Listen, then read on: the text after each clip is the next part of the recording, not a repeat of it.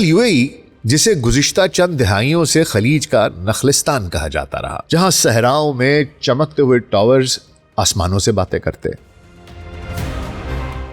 دنیا بھر سے سیاح عیاشی کرنے یہاں آتے۔ اس جنگ سے یو اے ای کی سب سے بڑی کمزوری کون سی کھل کر سامنے آ گئی ہے؟ یو اے ای اور سعودی عربیہ کی ان کے بیچ ایک سرد جنگ جاری ہے کہ اس خطے کو کون کنٹرول کرے گا۔ دبئی کی جو کامیابی رہی ہے اس کا راز کیا ہے؟ کون کون سے سیکٹرز ہٹ ہوئے ہیں؟ یو اے ای نے بنیادی غلطی کیا کی؟ دنیا اب یو اے ای کو چھوڑ کر کن ممالک کا رخ کر رہی ہے؟ اور کیا یو اے ای دوبارہ اپنا کھویا ہوا مقام حاصل کر سکے گا؟ اصل سوال یہ ہے کہ اس جنگ کے بعد عالمی سرمایہ کار کیا خلیج کو سیکیورٹی رسک سمجھیں گے یا اسے ایک اور موقع دیں گے؟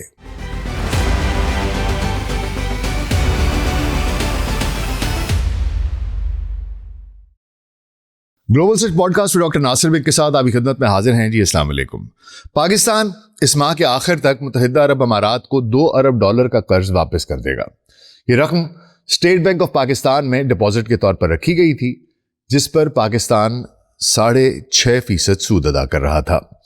یہ قرض سالانہ کی بنیاد پر رول اوور ہوتا رہا، لیکن خلیج میں جاری جنگ کے پیش نظر امارات نے رقم کی فوری واپسی کا انہوں نے مطالبہ کیا تھا۔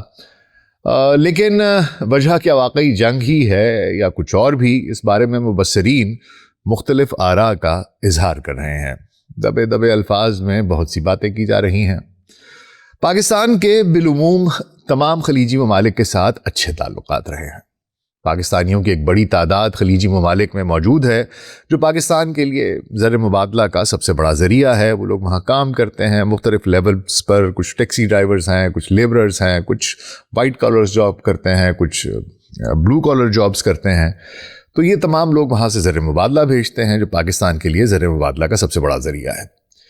پاکستان نے گزشتہ برس ستمبر میں سعودی عرب کے ساتھ اسٹریٹجک میوچل ڈیفنس ایگریمنٹ پر دستخط کیے، جس سے دونوں ممالک ایک اسٹریٹجک پارٹنرشپ کا حصہ بنے۔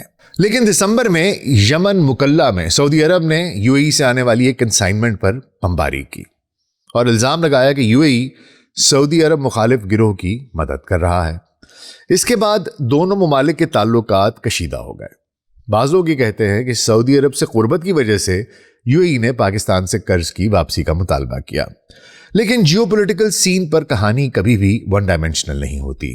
یو اے ای نے ستمبر 2020 میں اسرائیل کو تسلیم کیا اور اس کے ساتھ ابراہیم ایکارڈز پر دستخط کیے۔ اس کے بعد اماراتی خارجہ پالیسی میں ایک تبدیلی دیکھی گئی، چاہے سوڈان میں جنرل حمیدتی کی RSF کو اسلحے کی فراہمی ہو اور وہاں سے سونے کی اسمگلنگ، صومالی لینڈ کو تسلیم کرنا ہو بعد اس کے کہ اسرائیل نے اسے تسلیم کر لیا، یمن میں STC اور لیبیا میں لیبین نیشنل آرمی کی سپورٹ ہو، یورپ میں اسلام مخالف ڈس انفارمیشن کیمپین کے لیے سوئس فرم ایلپ سروسز کی ریکروٹمنٹ ہو۔ اس پر پاکستان میں گو کے زیادہ بات نہیں کرتے لوگ، لیکن گوادر پورٹ کی تاخیر اور بلوچستان میں BIA کی سرپرستی جیسے معاملات میں بھی یو اے ای کا نام دبے دبے الفاظ میں لیا جاتا رہا ہے۔ تو یہاں ایک پیٹرن دکھائی دیتا ہے، ایک پالیسی شفٹ۔ متحدہ عرب امارات نے 2020 کے بعد فیصلہ کیا کہ اس کے اور اسرائیل کے انٹرسٹ اب الائنڈ ہیں۔ یو اے ای میں اسرائیلی انویسٹمنٹ اور موساد کی موجودگی کی خبریں بھی کسی سے ڈھکی چھپی نہیں ہیں۔ اب جو دیگر خلیجی ممالک ہیں، وہ چاہے ایران ہو چاہے سعودی عرب ہو، وہ سب اس پیٹرن، اس پالیسی شفٹ کو گزشتہ 6-8 برس سے وہ بھی دیکھ رہے ہیں، آبزرو کر رہے ہیں۔ وہ اس سے ناواقف نہیں ہیں، بالخصوص سعودی عرب اور ایران۔ گو کہ دونوں ایک دوسرے کے دوست نہیں، لیکن اسرائیل کی بات ہو تو دونوں اس سے خبردار رہتے ہیں۔ اس لیے پہلے یو اے ای کے معاملات سعودی عرب سے بگڑے اور جنگ شروع ہوئی تو جتنا ایران نے اب تک یو اے ای کو دھویا ہے، کسی اور ملک کو نہیں دھویا۔ ایران نے اب تک you a E per 400 missile اور 200 ڈرون حملے کیے، جس میں وہ کہتے یہ ہیں کہ 2 سے 3 شہری وہ ہلاک ہوئے اور 100 سے زیادہ زخمی ہوئے ہیں۔ دراصل یو اے ای، جسے گزشتہ چند دہائیوں سے خلیج کا نخلستان کہا جاتا رہا، جہاں صحراؤں میں چمکتے ہوئے ٹاورز آسمانوں سے باتیں کرتے، मसनूई जजीरों पर करोड़पतियों की रिहाइश गाहें दुनिया की महंगी तरीन प्रॉपर्टीज में शुमार होती। दुनिया भर से सयाह अय्याशी करने यहां आते। बड़ी बड़ी टेक्नोलॉजिकल कंपनीज यहां अरबों डॉलर्स के इंफ्रास्ट्रक्चर खड़े करती। दुनिया जहान के अमीर तरीन लोग इसकी टैक्स की जो रिलैक्स्ड पॉलिसीज हैं उनका फायदा उठाने यहां आते, क्योंकि यूएई ने खुद को ऐसा बेचा, ऐसा पैकेज किया कि हम तरक्की पसंद हैं, हम कारोबार चाहते हैं, आपका पैसा हमारे पास महफूज है, आप हमारे पास महफूज हैं, क्योंकि हम दुनिया की सियासत में खुद को नहीं उलझाते, चाहे कुछ भी हो हम न्यूट्रल हैं। लेकिन जैसा मैंने अर्ज किया कि 2020 से इब्राहिमी मुआहिदों पर दस्तखत के बाद यूएई न्यूट्रल नहीं रहा, फरीक बन गया। यह फैसला उसके हुक्मरानों ने कसदन किया या उनकी मजबूरी थी, अमेरिका का, इसराइल का दबाव था, यह तो मुझे इल्म नहीं है। लेकिन इस फैसले की यूएई को भारी कीमत चुकाना पड़ी। दिहाइयों की मेहनत दिनों में खाक में मिल गई और आज यूएई और बिलखुसूस दुबई एक वॉर जोन का मंजर पेश कर रहा है। अमाराती हुकूमत मुसर है कि सब अच्छा है, लेकिन क्या वाकई ऐसा है? इस जंग से यूएई की सबसे बड़ी कमजोरी कौन सी खुलकर सामने आ गई है? दुबई की जो कामयाबी रही है उसका राज क्या है? अब क्या हालात हैं, क्या क्या वल्नरेबिलिटीज हैं, कौन कौन से सेक्टर्स हिट हुए हैं? यूएई ने बुनियादी गलती क्या की? दुनिया अब यूएई को छोड़कर किन ममालिक का रुख कर रही है और क्या यूएई दोबारा अपना खोया हुआ मकाम हासिल कर सकेगा? तो आज इस सब पर बात होगी हुजूर। अगले 10 से 15 मिनट के लिए ध्यान जरा इधर, और अगर हमारा कंटेंट पसंद आ रहा है तो वीडियो को लाइक और चैनल को सब्सक्राइब कर दीजिएगा। तो आइए आगाज करते हैं। ईरान, अमेरिका, इसराइल के माबैन ये जो ताज़ा तरीन जंग है, इसने वैसे तो पूरे मशरिक़ वुस्ता को हिला कर रख दिया है, लेकिन यूएई, बिलखुसूस दुबई की बरसों से छुपी हुई मख्फी एक खामी थी, वो बेनकाब हो गई है। यानी उसका जोग्राफिया, उसका महल्ले वकू, उसकी लोकेशन, वही जोग्राफिया जिसने कभी यूएई और दुबई को तिजारत, इन्वेस्टमेंट और सियाहत का आलमी मरकज बना दिया था। अब यही जोग्राफिया इसे इन कौमों और तनाज़ात के बीच में ले आया है जिन पर इसका कोई कंट्रोल नहीं है। वो फैक्टर जो कभी इसकी तरक्की का ईंधन था, अब वही एक ऐसा खतरा बन गया है जिससे वो बच नहीं सकता। मशरिक़ वुस्ता में कशीदगी कोई नई बात नहीं है, ये मसला नस्लों से इस खित्ते का हिस्सा रहा है, लेकिन हालिया जंग का मंजर मुख्तलिफ महसूस होता है। पहली बार दुनिया मुशाहिदा कर रही है कि इंतहाई जदीद इंफ्रास्ट्रक्चर और महंगा तरीन निज़ाम भी मुल्कों को इस बहरान से नहीं बचा पा रहा जो इसकी सरहदों से पार जन्म लेते हैं। इसकी एक मिसाल दुबई इंटरनेशनल एयरपोर्ट पर होने वाला हमला है। ये दुनिया के मसरूफ तरीन हब्स में से एक है और यहां सिक्योरिटी सिस्टम भी इंतहाई जदीद है। इसका असर आलमी फिजाई सफर पर फौरन और शदीद हुआ। रूट्स, स्केड्यूल्स और बैनुल अक़वामी सफर मुतासर हुए। दुबई को, जुग्राफिये को, इसके महल्ले वकू को समझने के लिए अगर नक्शे पर नजर डालें तो मालूम होता है कि दुबई खलीज फारस के साथ वाक़े है, अरब जजीरा नुमा के जुनूब मशरकी किनारे पर और मशरिक़ वुस्ता के बिल्कुल मरकज में। 50 किलोमीटर से ज्यादा साहिली पट्टी होने की वजह से इसने अपने साहिलों को एक आलमी मयार के मुताबिक डेवलप किया, जहां पाम जुमेरा और दी वर्ल्ड जैसे मशहूर तरक्याती मंसूबे दिखाई देते हैं। मगर इस जंग के बाद एक दूसरा पहलू भी सामने आया है कि खलीज के पार ईरान है, जिस वजह से दुबई इलाकाई अदम इस्तेहकाम की फौरी जद में आ जाता है। और बड़े ममालिक के बरक्स दुबई में स्ट्रेटेजिक डेप्थ यानी हिफाजती बफर जोन नहीं है, इसलिए इसका सबसे कीमती इंफ्रास्ट्रक्चर वल्नरेबल है। ऐसा नहीं हुआ कि दुबई की लोकेशन चेंज हो गई हो, महल्ले वकू चेंज हो गया हो, जोग्राफिया बदल गया हो। खतरात हमेशा से मौजूद थे, बस इस जंग से ये जाहिर हो गए हैं। तो फिर ये सवाल लाजिम बनता है कि इन तमाम खतरात के बावजूद दुबई ने फिर भी पूरी दुनिया के अमीर तरीन अफराद को अपनी तरफ कैसे खींचा?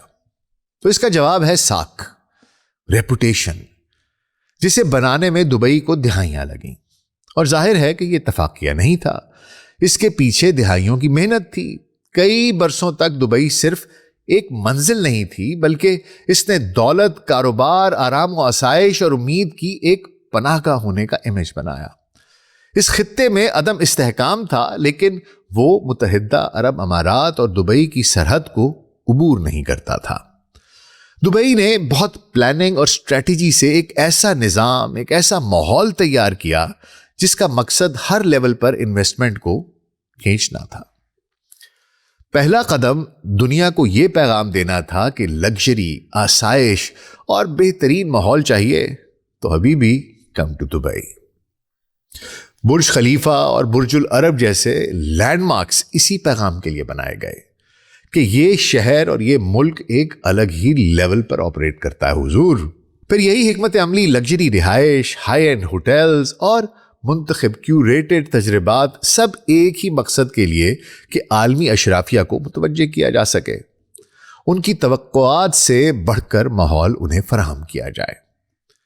دبئی نے فیشن، ٹیکنالوجی اور لائف سٹائل کے شعبوں میں دنیا کے پریمیم برانڈز کو اپنی طرف اٹریکٹ کیا، جس سے شہر ہائی اینڈ ریٹیل کا عالمی مرکز بن گیا۔ دبئی کے مالز صرف خریداری کی جگہ نہیں رہے، وہاں لوگ ایکسکلوزیوٹی اور ایکسپیرینس کے لیے آتے ہیں۔ یہ ایک اسٹریٹجی تھی کہ دنیا کے امیر ترین لوگوں کو دبئی کا انتخاب خطرہ نہیں، ایک اپ گریڈ لگے۔ اس کے علاوہ دبئی اپنے کم ٹیکسز کی وجہ سے بھی دنیا بھر کے کامیاب ترین افراد کے لیے ایک پرکشش ڈیسٹینیشن بن گیا۔ جہاں اپنے ملکوں میں بھاری ٹیکسیشن اور سرویلنس اور ہنڈرنس کا انہیں سامنا کرنا پڑتا تھا، دبئی میں یہ تجربہ بالکل مختلف محسوس ہوتا تھا، کیونکہ دولت کمانے پر سزا نہیں دی جاتی تھی بلکہ اس کا خیر مقدم کیا جاتا تھا۔ گولڈن ویزا جیسے پروگرامز نے دبئی کی کشش مزید بڑھا دی۔ یہ بیرون ملک رہنے والے جو ایکسپیرٹس ہیں ان کو طویل مدتی رہائش کا موقع دیتا۔ جب لوگ یہاں آتے تو انہیں ایسا لگتا کہ وہ نہ صرف کامیاب ہو سکتے ہیں، پیسہ کما سکتے ہیں، بلکہ اپنی کامیابی، اپنے پیسے کو ہر طرح سے انجوائے بھی کر سکتے ہیں۔ برسوں تک مشرق وسطیٰ میں کشیدگی اور خطرات کے باوجود دبئی ایک ایکسیپشن رہا۔ ایسا محسوس ہوتا تھا کہ یہ شہر محفوظ ہے، جیسے اسے ہاتھ بھی نہیں لگایا جا سکتا۔ اسی لیے جب خطے میں تنازعات کے باعث بہت سے ممالک تباہی، غیر یقینی اور تشکیل نو کے مراحل سے گزر رہے تھے، دبئی کا پوری دنیا کے لیے پریفرڈ لوکیشن کا سٹیٹس برقرار رہا۔ دبئی عالمی دولت کے لیے پرکشش ترین ملک بن گیا۔ اس کی 90% سے زیادہ آبادی غیر ملکی ہے۔ تازہ اعداد و شمار کے مطابق یہاں تقریباً 237 سینٹی ملینئرز ہیں، یعنی کہ وہ ملینئرز جن کی کہ دولت ہنڈریڈز آف ملینز میں ہے، اور کم از کم 20 بلینئرز ارب پتی موجود ہیں۔ صرف ایک سال میں اندازاً 9,800 ملینئرز نے یہاں منتقل ہونے کا فیصلہ کیا، جو اپنے ساتھ تقریباً 63 ارب ڈالر کی دولت بھی لائے۔ مگر صرف ایک ہی واقعے نے اس شہر کی کمزوری دنیا پر آشکار کر دی۔ امریکہ اور اسرائیل کے ایران پر حملوں کے بعد جب ایران نے خلیجی ممالک پر جوابی حملے کیے تو وہ بھرم کہ خطے میں جو کچھ بھی ہو وہ امارات یا دبئی کی دہلیز عبور نہیں کرے گا ٹوٹ گیا۔ اس کے بعد جو ہوا وہ دبئی کے لیے ایک ڈراؤنا خواب تھا، ایک نائٹ میئر تھا جو بہت زیادہ ایکسپیرٹس کے پیسے پر انحصار کرتا ہے۔ بے یقینی تیزی سے پھیل گئی، لوگوں کے رویے بدلنے لگے، غیر ملکی ملازمین، ورکرز اور سرمایہ کاروں نے باہر نکلنے کے راستے ڈھونڈنا شروع کر دیے۔ کچھ غیر ملکی افراد جو بین الاقوامی کمپنیوں میں کام کر رہے تھے عارضی طور پر واپس جانے لگے تاکہ دیکھ سکیں کہ آگے کیا ہوتا ہے۔ لیکن بہت سو کے لیے this experience changed something deep. It changed something deep inside. ان کا اس شہر کو دیکھنے کا نظریہ بدل گیا۔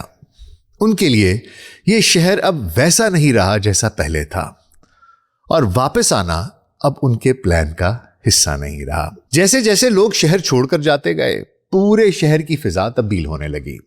شہر ایک گوسٹ سٹی کا منظر پیش کرنے لگا۔ بیچز اور ان کے بارونق بارز اب بالکل خاموش ہیں۔ بلڈنگز اور بزنس سینٹرز کے لاؤنجز خالی اور سوئمنگ پول ساکت ہیں۔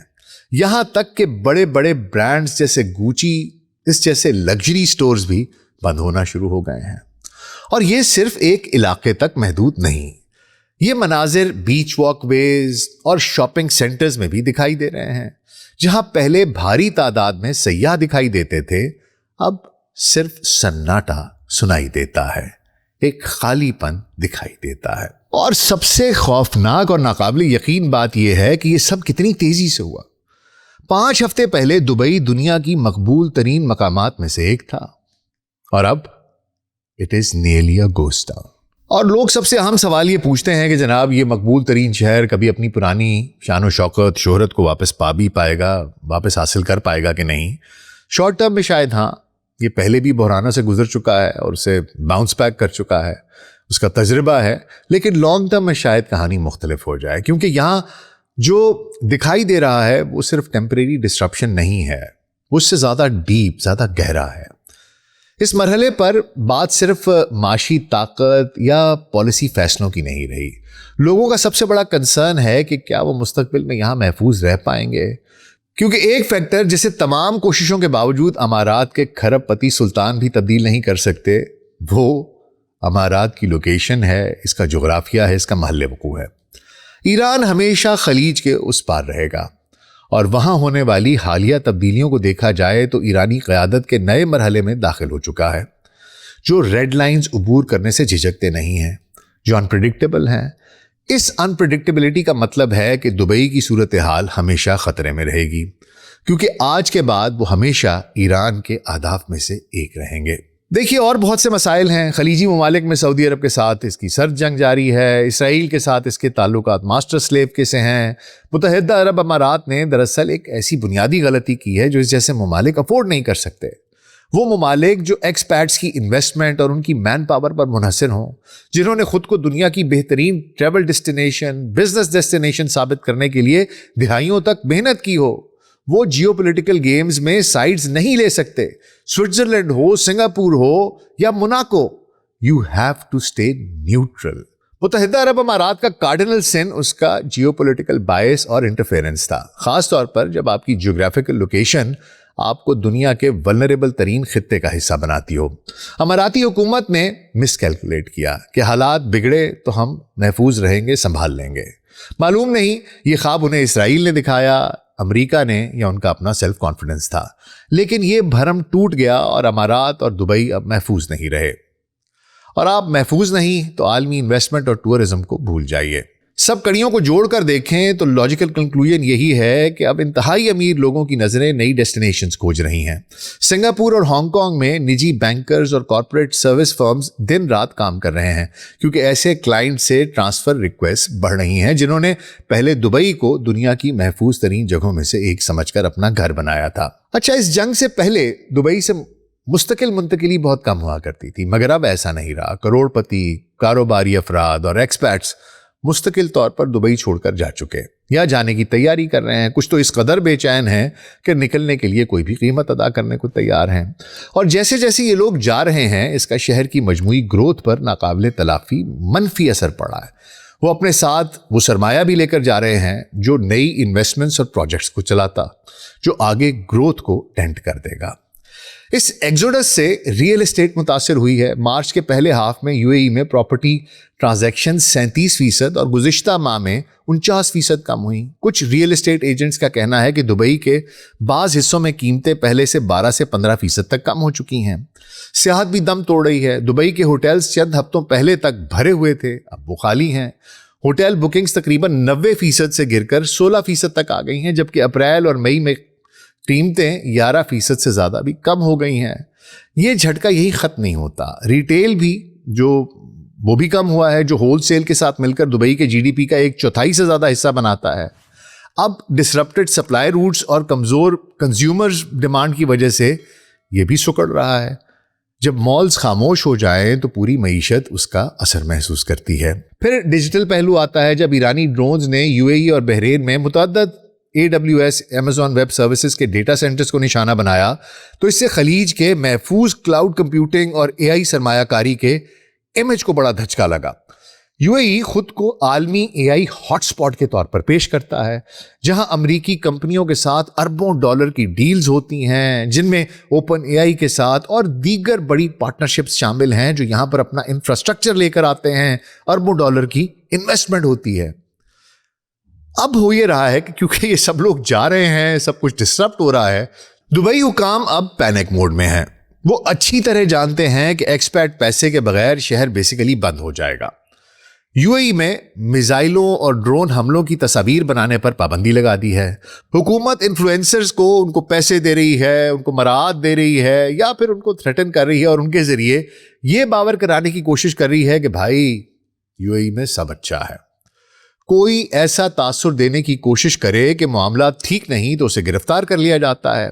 خبریں ہیں کہ 60-70 سے زیادہ برطانوی شہریوں کو گرفتار کر لیا گیا ہے جو میزائل گرنے کی اور ڈرون حملوں کی کوئی تصاویر بنا رہے تھے, دکھا رہے تھے کہ جی لوگ زخمی ہوئے ہیں, عمارات گری ہیں, نقصان پہنچا ہے.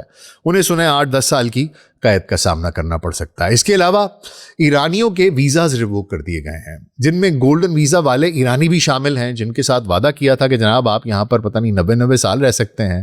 ایران کے $530 ارب کے اثاثے منجمد کر دیے گئے ہیں. اب یہ جو سب ہے نا, یہ سائنز ہیں کہ اماراتی حکومت پینک موڈ میں ہے, ریئیکشنری موڈ میں ہے, اور لوگوں تک یہ تاثر بھی گیا ہے کہ یہ تو اپنی کمٹمنٹ سے پھر جاتے ہیں, کسی بھی وقت گرفتاری ہو سکتی ہے, سیکیورٹی رسک الگ ہے. اسی وجہ سے جو مغربی لوگ ہیں وہ مغرب میں انتہائی امیر لوگ اب دبئی کی جگہ موناکو کا رخ کر رہے ہیں, ایشیائی سنگاپور کا, برطانیہ کا رخ کر رہے ہیں, جو یو اے ای کے لیے ایک خطرے کی گھنٹی ہے. بے شک یو اے ای اس وقت شدید مشکل میں ہے, لیکن اصل سوال یہ ہے کہ اس جنگ کے بعد عالمی سرمایہ کار کیا خلیج کو سیکیورٹی رسک سمجھیں گے یا اسے ایک اور موقع دیں گے. مجھے اس کے امکانات بہت کم دکھائی دیتے ہیں کہ انہیں دوبارہ موقع دیا جائے, کیونکہ جغرافیائی خطرہ حقیقی ہے اور پرماننٹ ہے. ریڈ لائن کراس ہو چکی ہے, نیو نارم ڈیفائن ہو چکا ہے. جس طرح کی حرکتیں یہ لوگ کر رہے ہیں, لوگوں کو گرفتار کرنا, اپنی بات پر قائم نہ رہنا, لوگوں کے اثاثے منجمد کرنا, اس سے بھی لوگوں میں اور مزید خوف پھیلے گا. میزائل حملے ہوتے رہیں گے, ڈرونز آتے رہیں گے, یہ ایک نیو نارم ہے. یو اے ای اور سعودی عربیہ کی ان کے بیچ ایک سرد جنگ جاری ہے کہ اس خطے کو کون کنٹرول کرے گا. وہ اپنی جگہ پر اسی جگہ پر موجود ہے. اسرائیل اپنے پتے کھیل رہا ہے, وہ چاہ رہا ہے کہ میں یو اے ای کو کنٹرول کروں اور اس کے ذریعے خطے کو کنٹرول کروں, اور سعودی عرب اس معاملے کو سمجھتا ہے. دوسری طرف ایران ہے, اس کا تھریٹ اپنی جگہ پر قائم ہے اور وہ اپنا اثر و رسوخ قائم رکھنا چاہتا ہے. دراصل یو اے ای کا سب سے بڑا گناہ, کارڈنل سن یہ ہے کہ اب وہ نیوٹرل نہیں رہا, اور اس کارڈنل سن کی قیمت اسے ادا کرنی پڑے گی. Things will not be same for UAE اور دبئی. آپ کا اس بارے میں کیا خیال ہے, مجھے کامنٹس میں ضرور بتائیے گا. اپنا خیال رکھیے گا. شکریہ.